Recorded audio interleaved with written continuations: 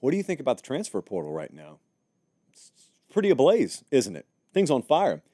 John Mateer, new #1 player overall in the portal. I would venture to guess that even as good as he was this year, a lot of you didn't watch him. That's okay. Washington State was pretty hard to find this year. He had over 3,000 passing yards and 27 touchdowns. He added another 820 on the ground and 15 more rushing touchdowns. 6'1", 220. He's leaving Washington State. Probably going to be a one and done, but has 2 years left to play. Oklahoma needs him bad. I would consider Oklahoma the slight favorite to land his services right now. A lot of this is up in the air. A lot of it is still written in pencil. But the offensive coordinator that he played for last year, guess where he works now? Brent Venables just hired him. Stands to reason Brent Venables understood the score there, understood what was going on. That probably gives you the inside track. It will not shock you to learn that Miami is a player here as well. To what degree? I don't know. We'll find out. But Miami looks at that and they say, a transfer quarterback from Washington State, huh?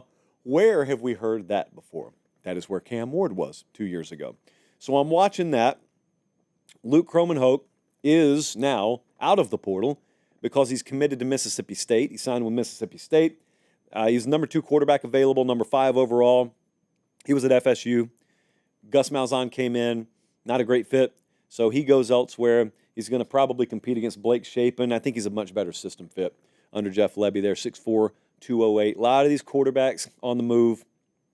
But I'll tell you another position that we were talking about the other night, and then moves were made as soon as we went off the air. Texas A&M is getting after it a little bit. Micah Hudson, the former 5-star at Texas Tech, has now, since we got off the air the other night, landed at Texas A&M. When I told you, and I winked on the air, I said, I'm closely monitoring Texas A&M at receiver. It's because we thought the news had already gone public, but it hadn't. But it did right after we went off the air. They also landed Mario Craver. So those are 2 top 40 players. It was a position of major need for them. They may not be done, but A&M's making a move, and this is the one I want to talk about. LSU is very, very hot. LSU's gotten really hot in the transfer portal right now, and I had concerns about them. And I stated as such on the show a couple of weeks ago. I said, man, it was fresh off the Bryce Underwood decommitment. And so the recruiting class took a huge hit. Bryce Underwood decommits. LSU recruiting class takes a huge hit. I come on the air and I say, not great vibes around LSU right now, and I don't like where they're at. They're in a better place than they were this time last year, but I don't love where they're at in the portal. And I said that, and I meant it. And I was right about it. Since then, they've gotten red hot in the portal. And some of you came back at me today and you said, well, what now? Guess you regret saying that. I don't regret saying anything. I was right about it. I'm going to fill you in on what's happened down there. Stuff has changed in the last few weeks down there. And you've seen some of it publicly. Behind the scenes, there's been a little more weight thrown around. And LSU financially is in a much better situation now than they were 60 or 90 days ago. And that's because, unlike maybe this time a year ago or 2 years ago, you've got much more capable people in charge of such things behind the scenes. I know Brian Kelly made headlines when he promised to contribute a certain amount to the fund down there. Let me just say he's not the only one.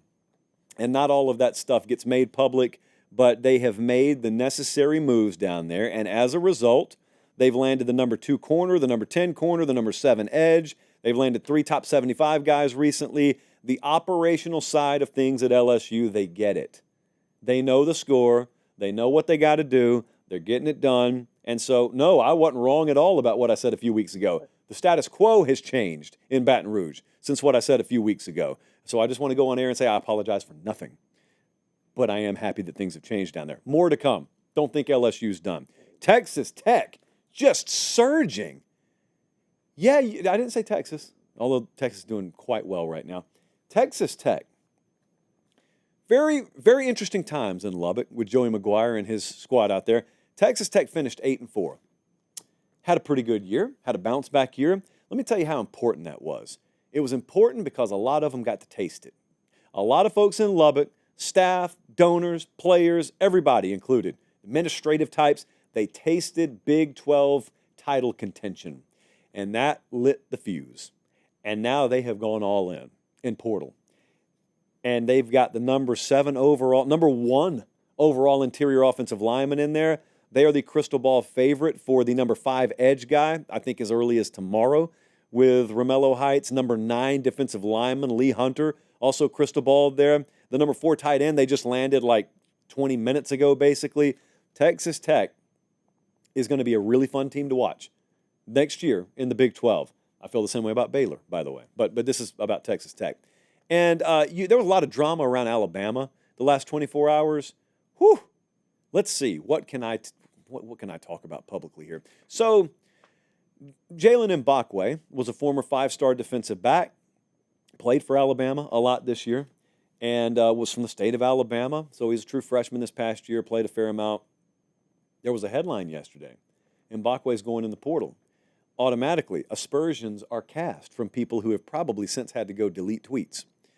Ole Miss is thought to be the betting favorite. It's because Ole Miss was the betting favorite. Pretty sizable NIL offer put out there. Today, Jalen Mbakwe announced, no more. I'm out of the portal. I'm staying at Bama. A lot happened over the past 24 hours. I can clarify as much as I can that there's a lot on the table for Jalen Mbakwe to leave Alabama. He kind of likes it at Alabama. A lot of these dudes, contrary to popular belief, don't really want to leave where they are. Most of them kind of like where they are. But if you were in a very similar position as them, you'd understand you've never seen that kind of money before. And so you've got to weigh things. And oh, by the way, you're not using 50 years of wisdom and logic that you've gathered over your life. You're using 18 years of it or 19 years of it. And you're having to make the biggest decisions maybe that you'll make in your life at a very young age. So what happened here was not that there was a bidding war. It really wasn't a bidding war at all here. It's just that when the sun rose and enough teammates got in his ear, he hopped out of the portal. That happens pretty frequently. This one just got to be pretty high profile. For a guy who was in the portal a grand total of like 5 minutes and got back out, I saw a ton yesterday. I think it's because Alabama's involved, and anytime they lose a player, there's an edit ready to be made, which I don't fault, by the way. I think some of our buddies do a really good job on the edits. I would do the same thing. But I think because it's Alabama, it got a lot of notoriety yesterday. The market's off the rails right now. I was talking to a lot of people on the phone before tonight's show, coaches, player personnel types, some folks in media.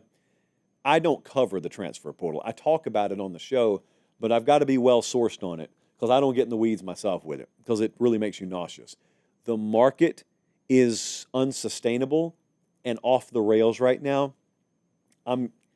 If you don't like it, mute the next 10 seconds. If you could see some of the dollar figures, not even the rumored ones, the ones I can confirm on these guys, you would have your jaw on the ground. And it's not a real market, is what I'm trying to tell you. It's a market in a sense that you're worth whatever someone's willing to pay you. It's not a sustainable market. It will not continue to look like that. It's wild, though. It's wild.